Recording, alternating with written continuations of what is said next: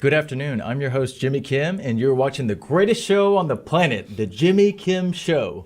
To the audience out there today, thank you so much for tuning in. We have an excellent show in store for you. I'm interviewing 7-term former U.S. Congressman Ted Poe and also former Harris County judge as well. And he was actually in office while President Donald Trump, Barack Obama, and George W. Bush were in the White House. So we're going to go ahead and get things rolling, and we're going to start. Congressman Ted Poe, go ahead and introduce yourself. Well, good to see you, Jimmy. Thank you for having me on your show. Appreciate It's a pleasure. It very much. Yeah.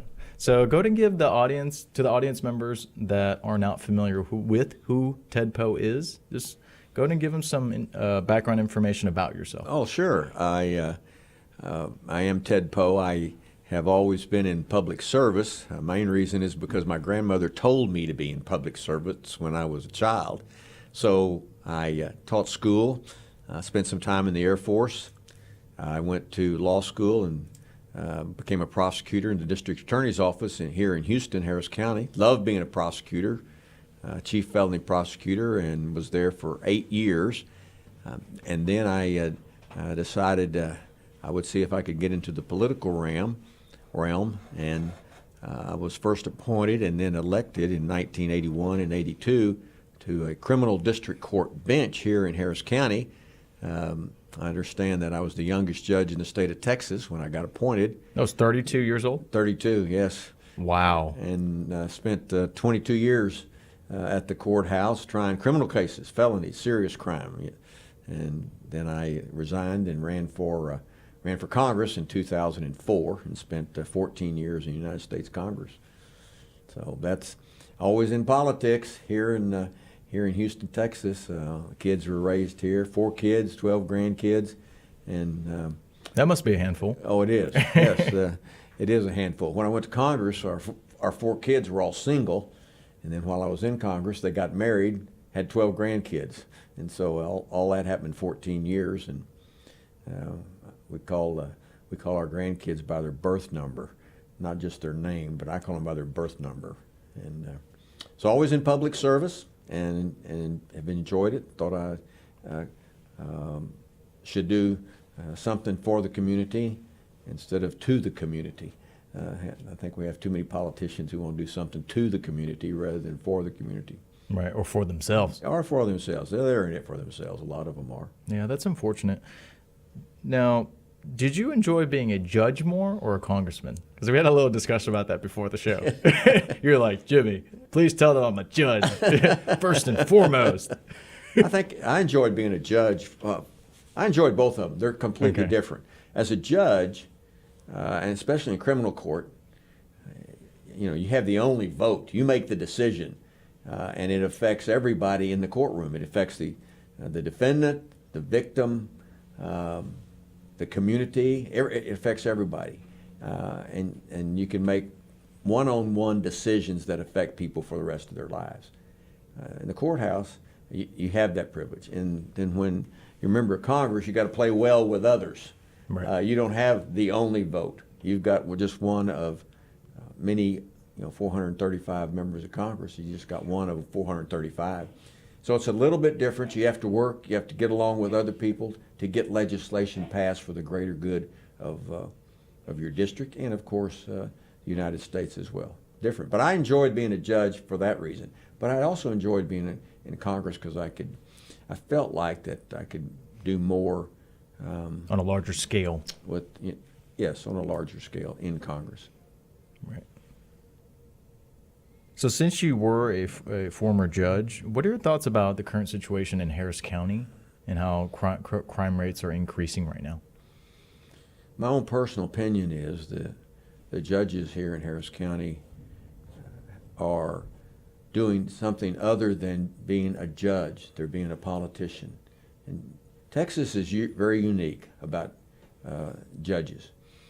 Judges in Texas are elected, and they're elected on a partisan basis. It's always been that way. Most states, judges are appointed usually by the governor. They get a retention every 5 to 15-year vote by the public, yes or no vote, and if they lose, somebody else is appointed. But in Texas, they run party lines. I think that's good because the voters ought to decide who their judges are, not a blue ribbon committee, so-called blue ribbon committee, get them appointed through the governor's office.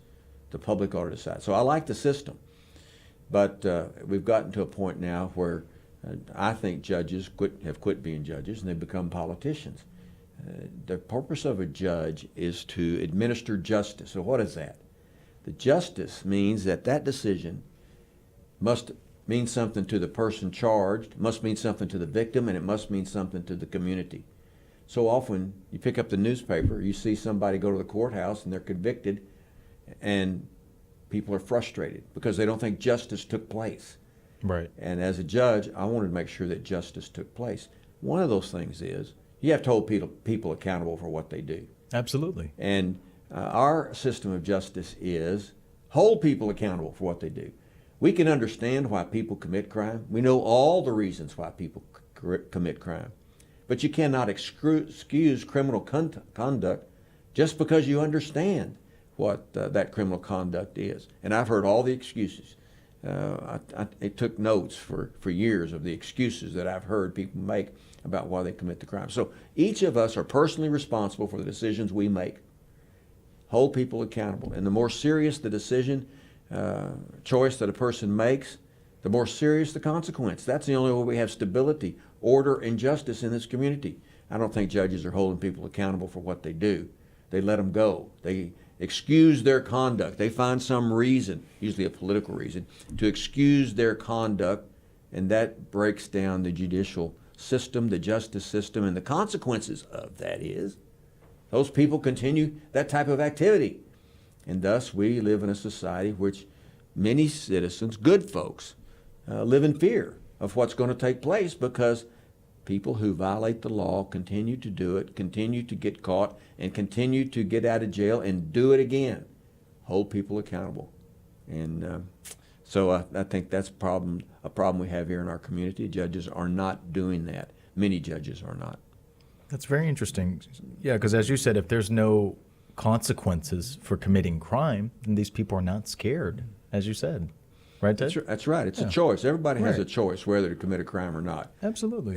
And we understand why they make bad choices, but we cannot let them get away with the bad choice.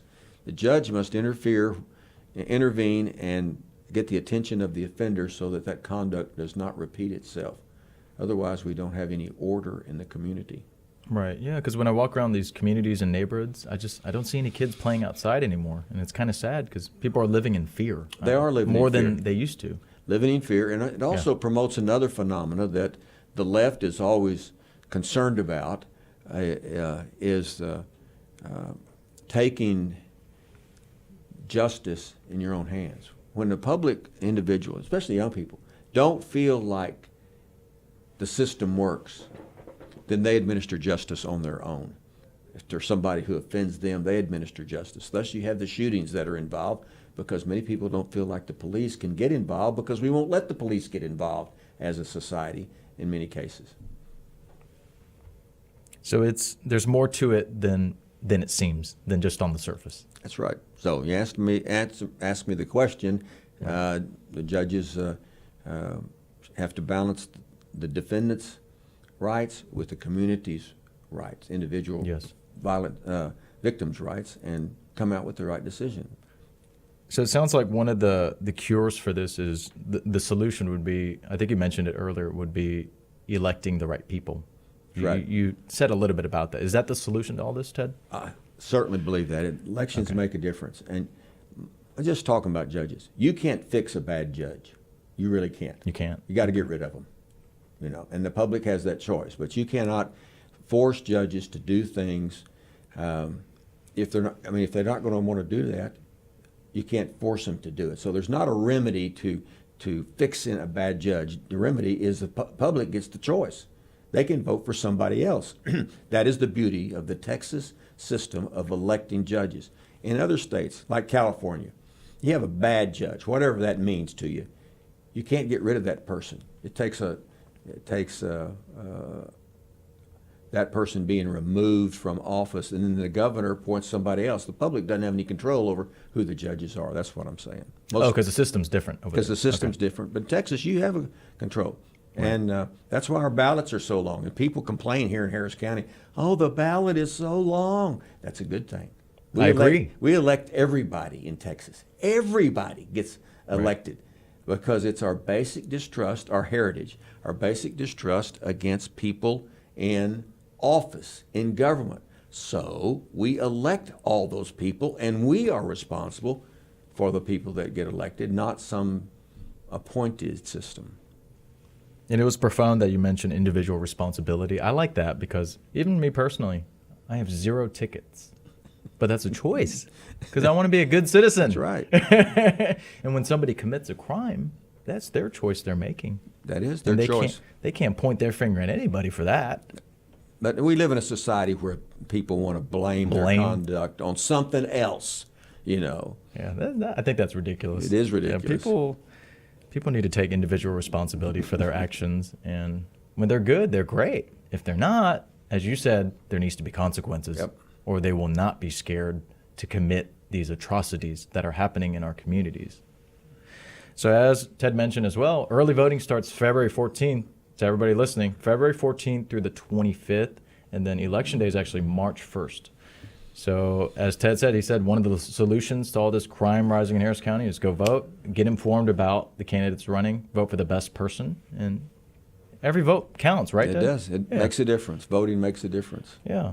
Because some people say, hey, no, my vote doesn't matter. It does make But, a difference. Yeah, every vote. Yeah, because I've actually seen, I'm sure you've seen that as well, that some elections have been won by just a handful of votes. That's like, no true. joke. That is true. Yeah, and I'm sure you've seen that throughout your So career. people ought to vote. What, excuse me? People should vote. Oh, yes, absolutely. Can you tell us more about I know you're in Congress for a long time. It was 7 terms, is that correct? Correct. 14 Yeah. years. So in a nutshell, can you tell us that experience and how was that? I enjoyed being in Congress. I enjoyed representing the 2nd District of Texas out in North Harris County, and at one time Liberty County and Jefferson County. But that's the greatest honor, I think, of a citizen is to be in the United States Congress. It's quite a place. When you're there, and you're in the Capitol, and you think about all the people who have served in Congress since our beginning, it is supposed to be the most powerful branch of government. Our founders wanted it the most powerful branch because we are accountable to the public. Right. You know, the president was supposed to be 2nd, and the judiciary was supposed to be 3rd. I think it has flipped. I think the judiciary is the most powerful, president is 2nd, and Congress now is not near as powerful as it was supposed to be and intended to be. But serving in Congress, you, like I said earlier, you work well. You have to work with somebody else to get legislation passed. Right. And I thought I did a good job of working with other members of Congress in both parties while I was there for 14 years. So you're able to work with both parties. That's interesting that you say that. 'Cause Yes. Now it's so partisan. It is partisan. It's gotten worse Yeah. as being partisan. Right. And we can talk about the reasons for that if you're interested. But I enjoyed it. I enjoyed it a lot. Of course, working in Congress, you also have the responsibility to take care of people back in the district and one-on-one. People have issues that they need to deal with the federal government. And members of Congress and their staffs help them, for example, to working with the Veterans Administration or Social Security Department and all of those different agencies. Right. So you had mentioned, why has it become so partisan, Ted? Why is it so divided? Why can't they work together? Because the public wants it partisan. And here's what I mean by that. In our recent elections, going back to the Obama administration, probably his 2nd term, in the Democrat Party, in a primary, the people getting elected seem to be the furthest to the left. In the Republican primaries, the same is true, but they're furthest to the right. So you have people getting elected that are Far from each other. the gap between the two is great. So when they get to Congress, they do basically what the public wanted them to do. Keep that far left perspective, keep that far right perspective, and therefore you don't get a lot of cooperation. You have to get legislation passed, you got to work with both sides. And you can still work with both sides and not lose your principles. But that is why you have such partisan politics now, is because the public is electing people to be partisan. Okay. I'm not saying that's good or bad, but that's the result of why you have people of the far right and far left perspective here in the United States Congress. And they're the most vocal ones, of course. Media always picks up what the vocal people on each far right and far left have to say. They get higher ratings that way. It's all about ratings. It's not about anything else. But, that's why they're in business. Well, here we want both. We want ratings, but at the same time, we want objective analysis and thoughtful conversation and very meaningful conversation. And then lastly, which is the most important, informing the audience and educating them, providing that kind of value. And that's the Jimmy. One of the things you can do that we don't see as an observer, and even as an elected official. You're open-minded as to getting things out to the public. There are certain entities in our media network who are only interested in a partisan point of view. They've long since lost the objectivity of bringing the news, the facts, and letting the listener make up their decision. Right. Now they tell the listener what their decision should be on a political issue, and they've gotten so bad that they only limit to one issue. And I mean one partisan philosophy. They don't even give both sides anymore. And you find that with, of course, I'm talking about the national media, the state media, as I call it, because it gives the administration point of view and tells people, you got to understand this, you got to believe this, this is the gospel. And people who present a different point of view now are getting canceled. They get chastised. Who would have ever thought that in the United States of America that different points of view are not allowed? That is just crazy. Our whole foundation of our country is based upon disagreement. Free speech. And that's why the First Amendment has speech in it. Number one, too. It's first in the First Amendment, that and religion. And the most controversial speech is political speech and religious speech. Right. That was the most controversial type of speech back in the 1700s when the founders were debating this whole idea. That's why they protected it, was that they wanted us as citizens to be able to voice whatever our opinion was, and generally on those two issues, political and religious. But now we have gotten into a situation where we let government and we let the national state media, as I call it, they limit speech. If you disagree with the state philosophy, you can't say that. And they cancel you out. And it's very disturbing because free speech is under attack. And freedom of religion is under attack as well in this country. Agreed. Slowly but surely, people who have religious beliefs that may be a little different than somebody else's, they're canceled. Cancel culture. They are. And it's very, very disturbing. Free speech is the First Amendment. It ought to be protected. Cancel culture, just because you disagree with somebody, you can't cancel what they say. But they do. And we've seen that, and it's unfortunate that too many Americans just put up with it. Right. Well, the good thing is we have this vehicle here to get That's our right. message out to over 500,000 people. And that's good. That was a long compliment that I was giving you, Jimmy. Thanks, Ted. You do both points of view, but Right. let people hear everything. Yeah, Ted, we're holding down the fort here. Because, out in mainstream society, they say, never talk about religion and politics, which I think is a bit bizarre. Because if you never talk about it, then there's never any change. So, but here we talk about both. That's right. Go back to our American history. That's one reason we kicked the British out of our country was because they were limiting what we could say, what our founders could say about religion and politics. And anyway, we should not tolerate those who refuse to allow disagreement a voice. Yeah, it's interesting because the way our society is headed right now, I feel like the truth needs to be spoken more.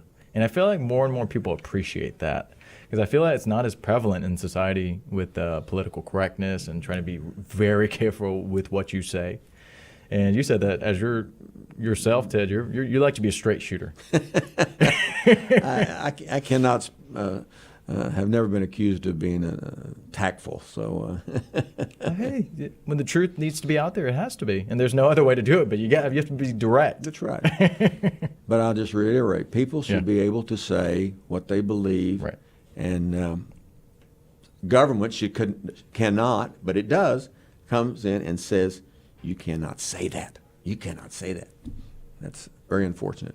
Yeah, it shouldn't be like that, especially in a free, or they say free country like the United States. Well, our Constitution was written, and our Declaration of Independence states that government is instituted to preserve our rights. It's not to take away our rights; it's to protect our rights. And here we have our constant fight is with government control over every aspect of our life. I agree. That is the situation Americans are in right now. Government control of our life. They do that in China. Right, that's communism, though. That's right. Well, it's the same philosophy. They control every aspect of the citizen's life in China, and we're beginning to let our government control aspect of our lives. And the first thing they're doing is speech. Yeah, Controlling speech. Yeah, I feel like it happened. It exponentially increased over the last 2 years with COVID coming in. That's exactly I feel like right. I lost like so many of my rights. I know you probably felt the same way, but it's been crazy what I've seen. Government comes in and says, "Look, this is a crisis, so therefore you can't do things that you used to could do because there's a crisis." Well, there's no crisis exception in the First Amendment. There is no COVID exception to the First Amendment. That's true. That Congress shall make no law abridging freedom of speech. It doesn't say abridging the freedom of speech, except in a crisis. It doesn't say that. But we have allowed government to do that. Yeah, I feel like in the last 2 years we lost more of our personal liberties than I did. have like maybe my whole lifetime. You did? It's kind of scary for me to say that, but I know a lot of the audience out there can actually relate. And like I said, it's very scary. When government takes your freedoms individually, one at a time, government does not give them back. That's what it feels like. You have to fight tooth and nail to get those liberties back. So. And I like having my freedom and liberty. All my friends know that about me. I'm sure you do too, Ted, as well. That's right. Yeah. The same thing kind of happened when 9/11 hit. Go to the airports and things happened there, and with the TSA, et cetera. Oh, we yes. did lose a lot of freedom at that time too. And government hasn't given it back either. They have not. Yeah, of course. I'm so old. I remember when you went to the airport, you walked straight to the gate, and your family would go with you straight to the gate. You didn't go through security or any type of security. Then we started adding a little bit of security. Then TSA got invented after 9/11, and we've just accepted it. I'm not saying that's right or wrong that where they use that. We have that, but it's all in the name of national security. Going to protect it, And we have the Patriot Act, which was an infringement on individual liberty. I agree. It got passed, and it was supposed to go after terrorists, but it goes after Americans. And I got our government going after Americans. That's wrong. So, but it has happened incrementally over the years. Next, Ted, tell us briefly about your military career. I was in the Air Force Reserves. I served, joined in 1970. Thanks for your service, by the way. I joined in 1970, and then I was on active duty, and then I served as on reserve duty for 6 years. But I was stationed here at Ellington Air Force Base, so I enjoyed that. And then after I was in the Air Force, and then I went to law school and became a lawyer, all right here in Houston, Texas. Great city, right? It is. We have everything here. If you just look out and go seek it, right? It's still a very dynamic city. Right. Go look at some of the cities in the north and the northeast. Yeah. They don't have any positive personality. Houston does. It's a very dynamic place, and it's as we all know, it's very diverse, and that diversity has created more energy, I think, for our city. I agree. So initially, Why did you initially decide to get into politics? You mentioned a little bit earlier it was one of your family members that It's my grandmother. kind of like pushed you. That's very interesting. My grandmother. So deeply influenced you. That's right. She was the most influential person in my life, my grandmother. Really? Okay. And but she told me to be in public service, where you could do something, give something back to.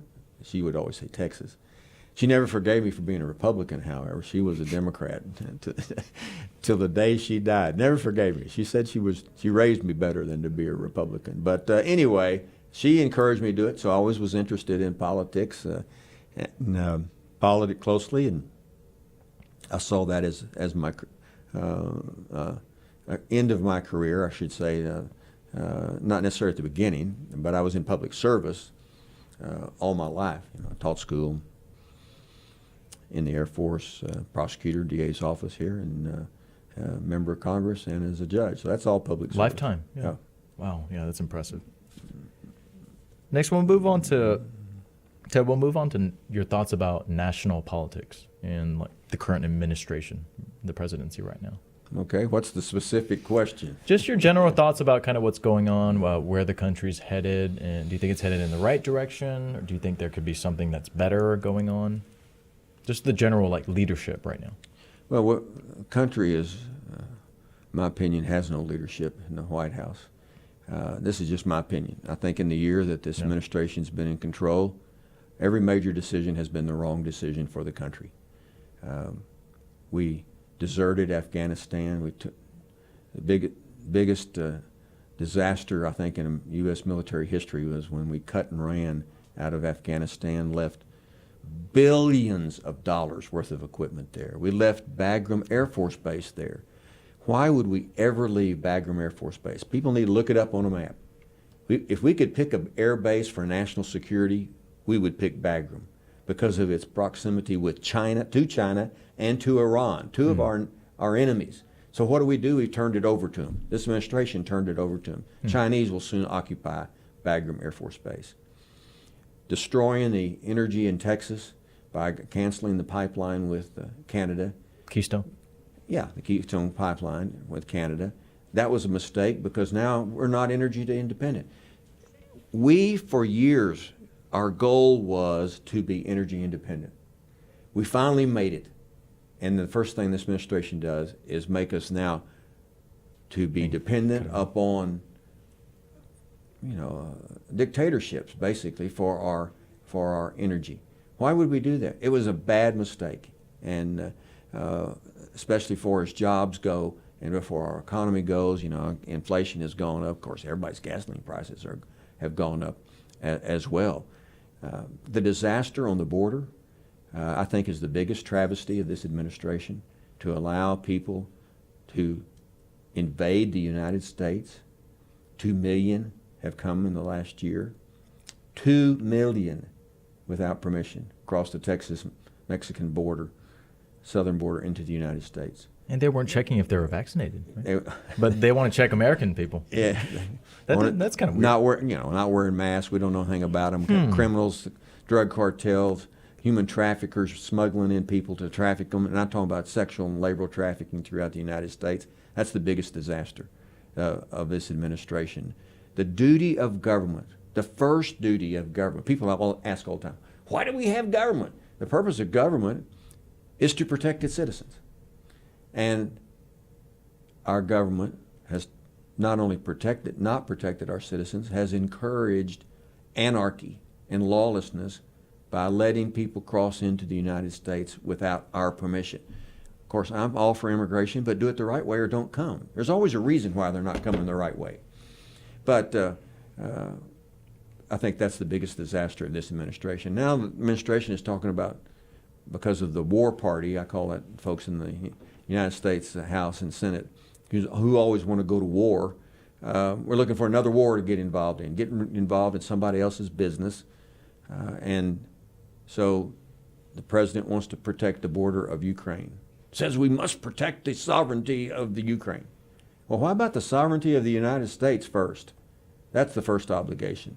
So I would repeat, every major decision the administration has made has been a disaster for the United States, including the one of raising taxes, and every decision. Next, we'll go on to Texas, the current state of Texas, and that kind of leans into what you were saying about the border, because that is more of a local issue. So how do you feel about the general leadership about the state of Texas right now in terms of the political atmosphere?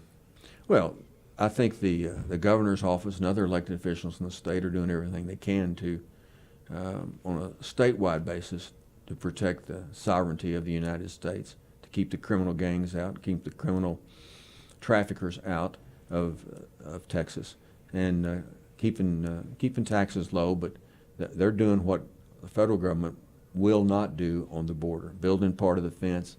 The fence works. I've been down to the Texas-Mexico border almost 20 times while I was in Congress. And I appreciate what they're trying to do, but they can only do so much, especially when they are overruled by the federal government, who pushes to let people in and then move them throughout the United States in the darkness of night and giving them money.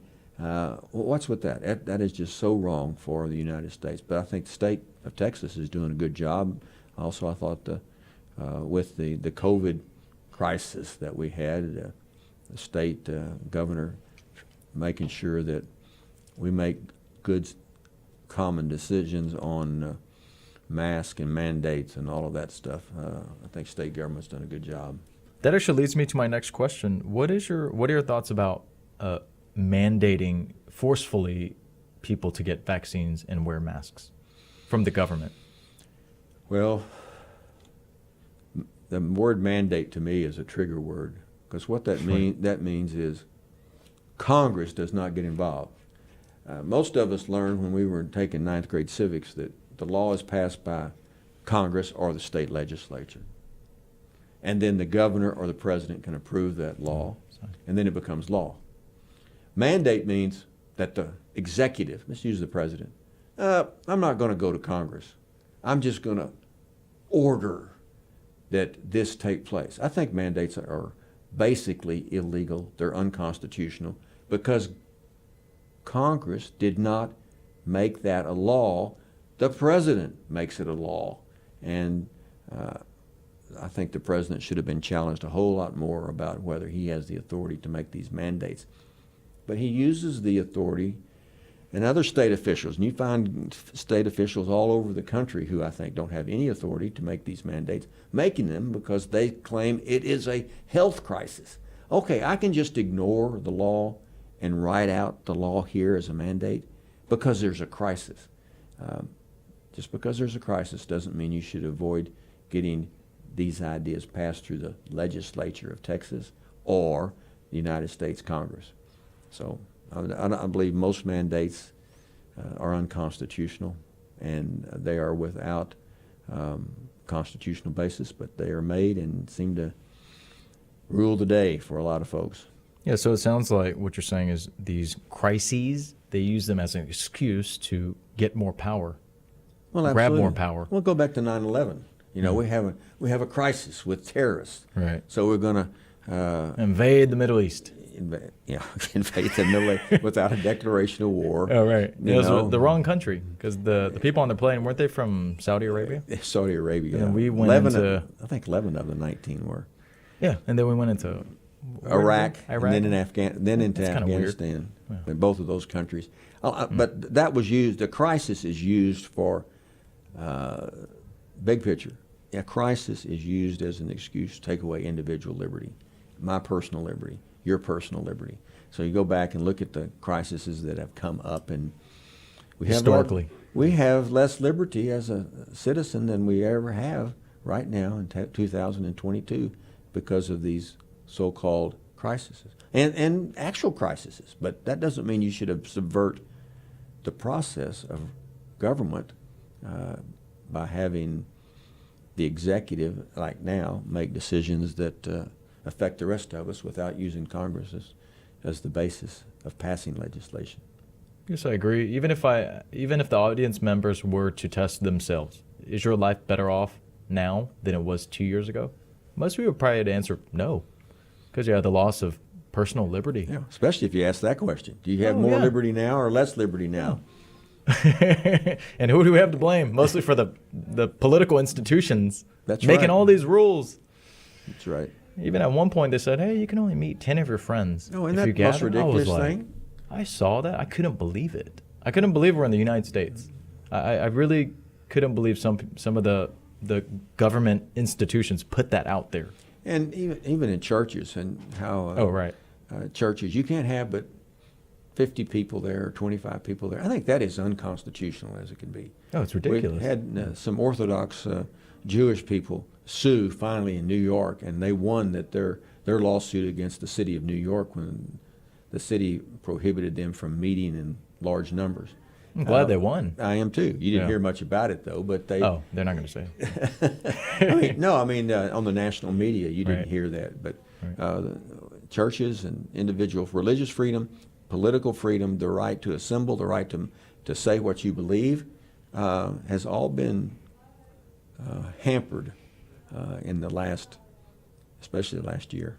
Yeah. I mean, don't want to sound like a downer, but things will get better.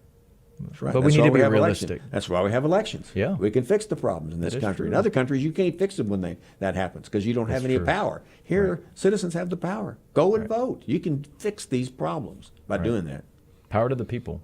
Yeah, so once again, I'm an optimist, but at the same time, Ted, I try to be really realistic about what's going on. And a lot of the discussion we're having right now, they are actual things that are happening in our society. And I know a lot of the audience can attest to it as well. We're not, these are not fairy tales. That's we're right. actually living in this. That's right. And sometimes it's hard to fathom, right? So if I said 4 years ago, yeah, everybody's going to be wearing a mask out in the street, people would have thought I was crazy. 5-year-olds are going to have to wear masks. People would have thought you were crazy if that was really. You're Yeah. making 5-year-olds wear a mask if you let them go to school or it's nonsense. It's reality. So Ted, I know that you're done with all of your most of your political career is pretty much done. So what current projects are you working on?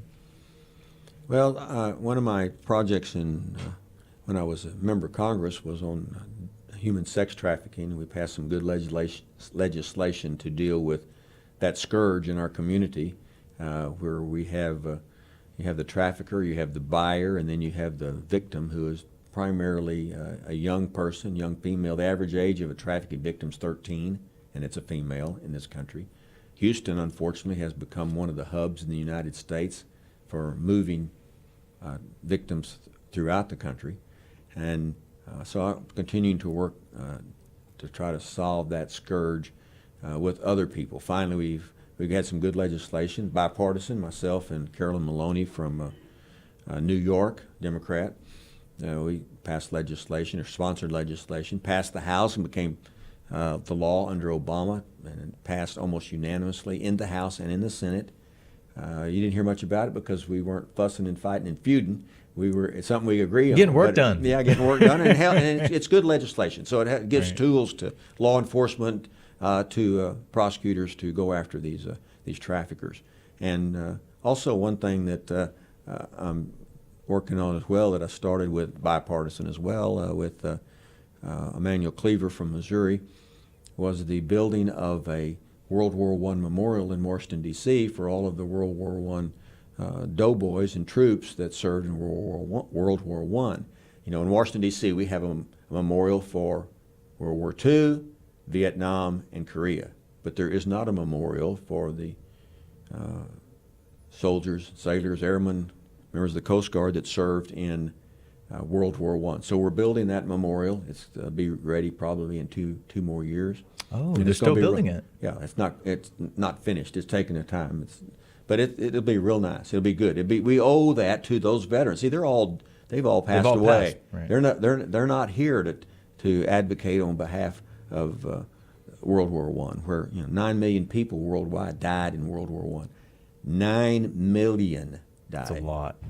So the United States, I think, made the difference in winning World War I, and we should honor those people who served. Those are a couple of things that I'm working on still.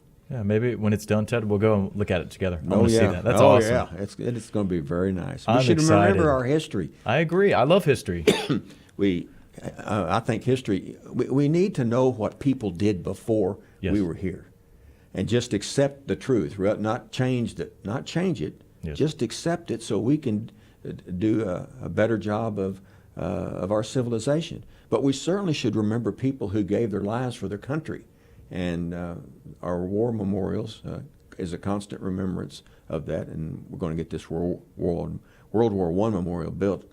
The war was over in 1918. It's taken 100 years to get the memorial built. Wow. Yeah, it should have been way sooner than that. But thanks to Congressman Ted Poe, it's getting done. So that's just we're one grateful thing. that you're doing that for the veterans. Yeah, that was a pretty significant war, but I feel like at times it gets overshadowed by World War II because they happened pretty much consecutively. That's I mean, it was right. all the angry World War I vets that fought in World War II, pretty much. That's right. The war was not over, really. World War I is it's the century of the wars, and so Right. the first stage was World War I, and second stage was World War II. You still had the same combatants. Yep. Didn't solve problems that we ought to look at history. Why didn't we fix it so that there wasn't another war? But anyway, that's a whole other story. We should know our history. We should certainly appreciate people who served in our military years and years ago. Agreed, yeah. So you probably didn't know this about me, Ted, but I'm a big history student myself. Well, good for you. We share that in common. I love history, especially I Texas love it. history. Texas has the greatest history. I like think. Texas. I like everything. Just everything around the world where there were interesting events that took place in time, especially like World War II, World War I, just, momentous events that changed the course of humanity on a large scale. Next, Ted, I don't know if you're aware of some of the censorship that's actually going on with Spotify and podcasts. Have you seen some of that news going on right now by any Yes. chance with Joe Rogan? He's one of the most popular podcast hosts. What are your thoughts about that as well? Because once again, they're trying to censor voices in the media. I know we talked about a little bit about it earlier. They should. These are private companies, so Right. they can do that. However, I think that they should lose any exemptions they have from being sued by other people. Right now, they are protected by Congress gave them protection from liability from being sued. And I think that they should open up, of course, to all points of view.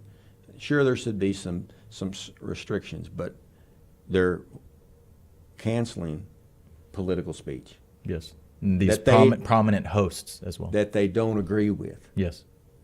Political speech protected by the First Amendment. And I think that they should, if they are going to be a platform for information, Yes. then it should be information from all sides. Otherwise, they should not. They should be required to give information from both sides, not specifically one political point of view or one religious point of view, or one so-called scientific health point of view. The experts. That's right. You can't disagree with us because we said so. I find that very disturbing. That is certainly not freedom. Yes. Next, Ted, so throughout your career, what are some of the best moments that you remember? I feel like the World War I memorial is pretty big.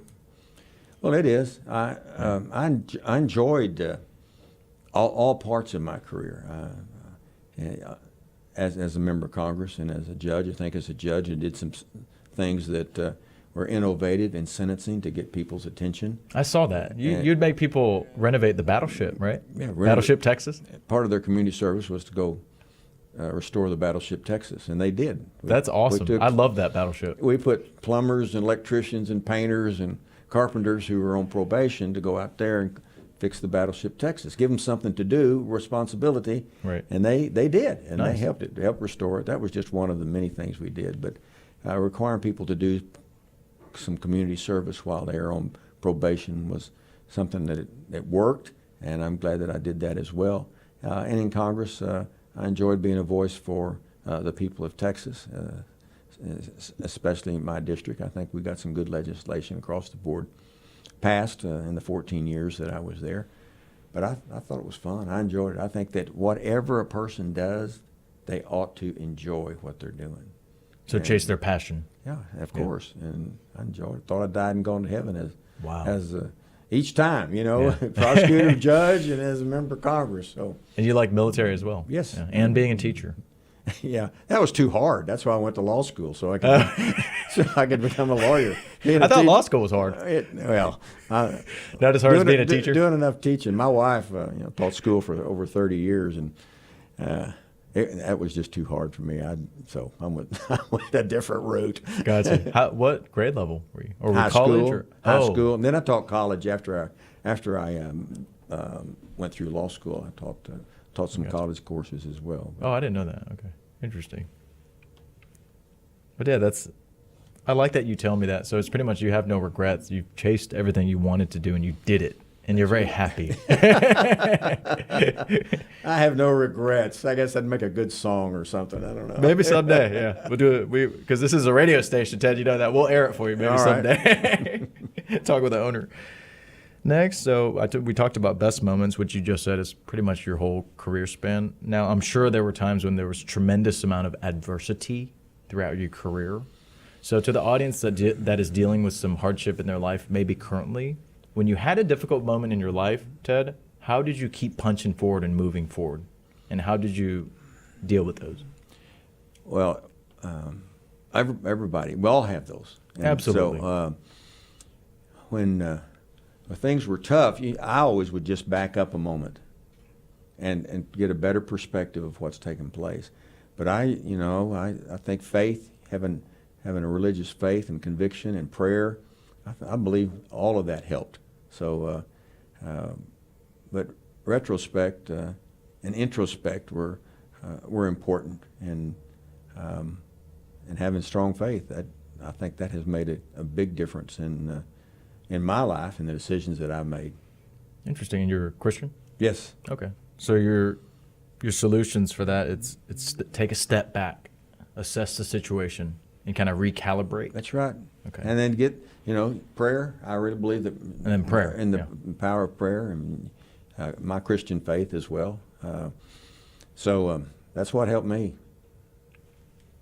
Interesting. Yeah. If it's helped you through all these incredible things you've done, then it can help anybody out there. Okay. So remember that Ted said that. Next, so I know you're working on that project in regards to the trafficking. What are your future plans? Is there anything cool that you have in store for the future? Because you're still young, Ted. Oh, I am. I agree. You got a lot of energy. I'm going to continue to work on the issue of trafficking. I think that is a scourge in our society. Human slavery is really what it is, and right. The communities don't want to talk about it because it's so awful.